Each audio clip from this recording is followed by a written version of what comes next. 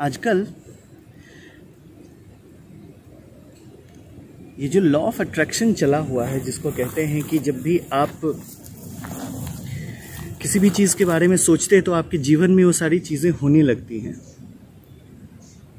यानी कि अगर आप किसी भी परिस्थिति के बारे में सोचते हैं जो आप चाहते हैं कि आपके लाइफ में घटित हो, जो आपके लाइफ में हो, और ऐसा करते हैं तो बहुत सारे बाहर के एलिमेंट्स हैं वो उसको मिलाने की कोशिश करते हैं और फिर आप उसमें सफल हो जाते हैं। कितनी सच्चाई है इसमें? क्या इसमें कोई सच्चाई है?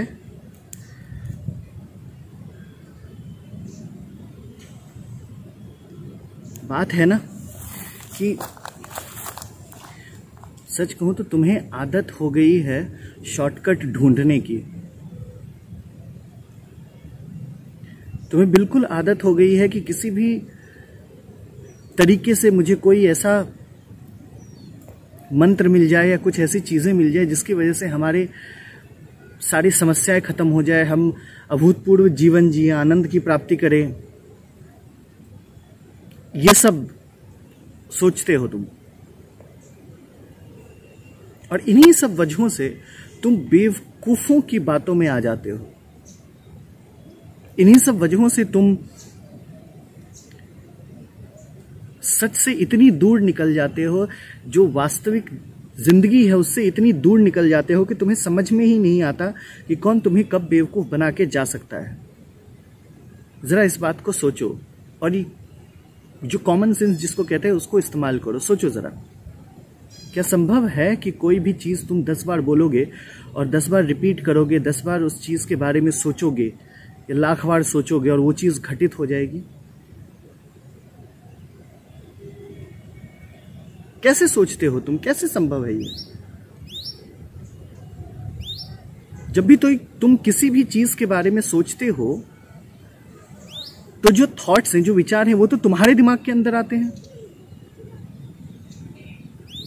जब कोई भी चीज तुम्हारे दिमाग के अंदर घटित हो रही है, उसका बाहर की दुनिया पे कैसे कोई असर हो सकता है? उसका तुम्हारे जीवन में जरूर असर हो सकता है, तुम्हारे शरीर के ऊपर जरूर असर हो सकता है, तुम्हारे आगे आने वाली सोच पे जरूर असर हो सकता है। और सोच की जब मैं बात कर रहा हूं तो मैं बात कर रहा हूं तुम्हारे दिमाग में आने वाले विचारों पे जरूर असर हो सकता है। पर क्या उसका कोई भी असर किसी और पे संभव है? कैसे हो सकता है? सोचो जरा इसको। ये क्यों गलत है? एक साधारण तरीके से समझो। ये इसलिए गलत है क्योंकि विचारों से किसी को भी कुछ भी असर नहीं होता। विचारों की खुद की शक्ति केवल मस्तिष्क के अंदर तक ही सीमित है। जब तक हम विचारों के ऊपर कोशिश नहीं करते हैं, एक्ट नहीं करते हैं, तब तक उस विचार का कोई महत्व नहीं होता। कभी भी उस विचार का कोई भी महत्व नहीं होता है।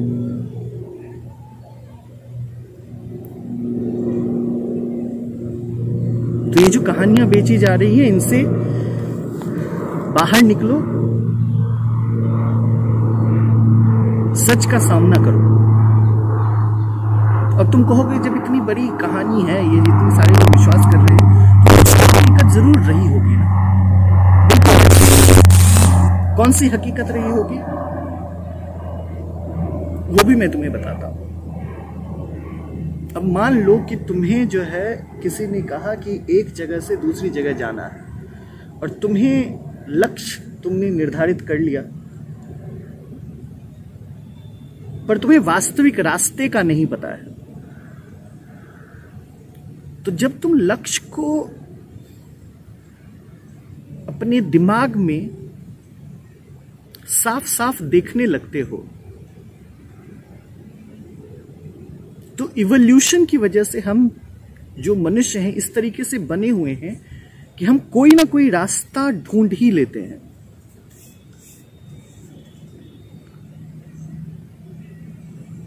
अब जैसे एक जगह से दूसरी जगह जानी है तुम्हें लक्ष्य का पता है कि तुम्हें वहां जाना है। मान लिया कि तुम्हें पता है कि तुम्हें दिल्ली से देहरादून जाना है। जब तुम्हें ये पता है कि तुम्हें जाना है और ये लक्ष्य तुमने निर्धारित कर लिया, तो तुम लोगों से पूछते पाछते, गाड़ी पकड़ते, ट्रेन पकड़ के किसी भी तरीके से पहुंच ही जाओगे, अगर ये तुम्हें एक टास्क दे दिया गया। तो कुछ इसी तरीके से जब तुम अपने दिमाग को एक टास्क दे देते हो कि ये लो, यहां तुम्हें पहुंचना है, तुम्हें इतना पैसा कमाना है, ये रहा तुम्हारे पास वक्त,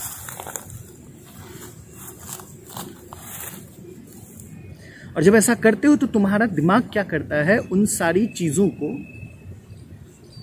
क्योंकि एक और इसको उदाहरण से समझो, बहुत अच्छा उदाहरण है, तुम समझ पाओगे। अब तुम्हें जब पजल दिया जाता है तो तुम क्या करते हो, उस पजल में जवाब तो नहीं होता, अलग अलग तरीके से भी तुम एक जगह से दूसरी जगह पहुंच सकते हो। हर इंसान उस पजल को अलग अलग तरीके से सॉल्व करता है, तो तुम सॉल्व कर सकते हो, क्योंकि तुम्हें यह पता है कि यहां से निकलने का रास्ता तो है, तुमने लक्ष्य निर्धारित कर लिया। और लक्ष्य निर्धारित करने के बाद कर्म करने की जरूरत होती है। बिना कर्म किए हुए कुछ भी हासिल नहीं होता है।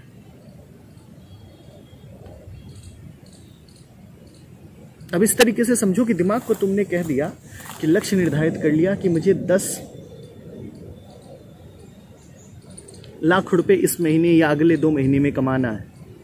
तो तुम्हारा दिमाग, और वो ऐसा लक्ष्य निर्धारित हो जो कर सकते हो, करने लायक लक्ष्य निर्धारित करना। तो जब तुम उसको निर्धारित करते हो तो तुम्हारा दिमाग वहां उस रास्ते तक पहुंचने के लिए अलग अलग रास्ते ढूंढने लगता है। समझ रहे हो? अलग अलग मार्ग की तलाश करने लगता है, और बहुत हद तक तुम उसमें सफल हो जाते हो। परंतु अगर तुम बार बार रटते रहोगे, जो ये कहते हैं ना कि सुबह उठ के विजुलाइज करो। विजुलाइज क्या करने का मतलब क्या है? मतलब ये नहीं है कि तुम उसको बार बार रटो, मतलब ये है कि तुम बस अपने लक्ष्य को देखो, और जब तुम अपने लक्ष्य को देखते हो तब तुम उसके ऊपर काम करो उस लक्ष्य को पाने की। समझ पा रहे हो मैं क्या कह रहा हूं?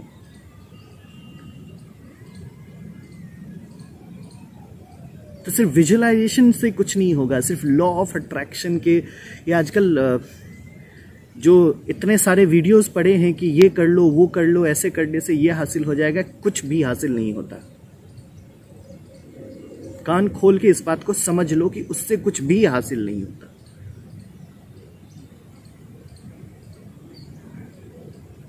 ठीक है?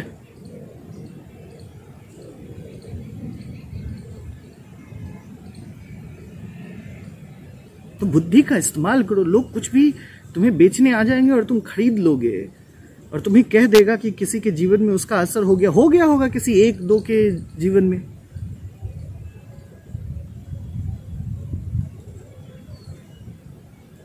क्या है बात यह है कि अगर 1 करोड़ आदमी में एक के जीवन में बदलाव आ गया, वो संजोग की वजह से हो गया, तो सबके जीवन में आ जाए, वो संजोग सबके जीवन में बैठ जाएगा।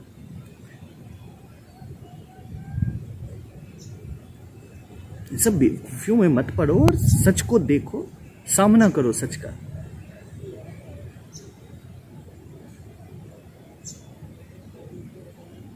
लक्ष्य बनाओ और लक्ष्य की प्राप्ति के लिए प्रयत्न करो।